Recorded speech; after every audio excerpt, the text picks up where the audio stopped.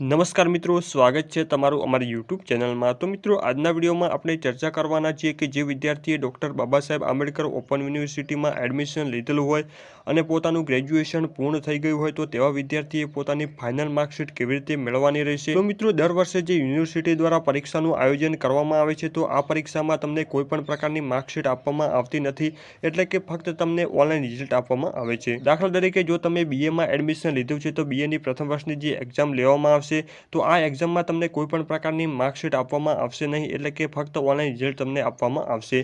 તેવી જ રીતે બીજા અને ત્રીજા વર્ષમાં પણ તમને ઓનલાઈન રિઝલ્ટ આપવામાં આવશે, એટલે કે માર્કશીટ તમને આપવામાં આવશે નહીં। અને જ્યારે તમારું ગ્રેજ્યુએશન પૂર્ણ થઈ જશે એટલે ફાઇનલ માર્કશીટ તમને આપવામાં આવશે।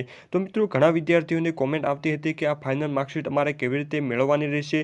તો મિત્રો, આ ફાઇનલ માર્કશીટ મેળવવા માટે તમારે કોઈ પણ પ્રકારનું ઓનલાઈન અરજી ફોર્મ ભરવાનું નથી, એટલે કે જો તમે એસાઇનમેન્ટ અને પરીક્ષા સમયસર આપ્યા હશે અને કોઈ પણ વિષયમાં તમે ફેલ નહીં થયા હોય તો તમારી માર્કશીટ ઘરે બેઠા યુનિવર્સિટી દ્વારા પોસ્ટ મારફતે તમને મોકલી આપવામાં આવશે। એટલે કે આ ફાઇનલ માર્કશીટ મેળવવા માટે તમારે કોઈ પણ પ્રકારનું અરજી ફોર્મ ભરવાનું નથી।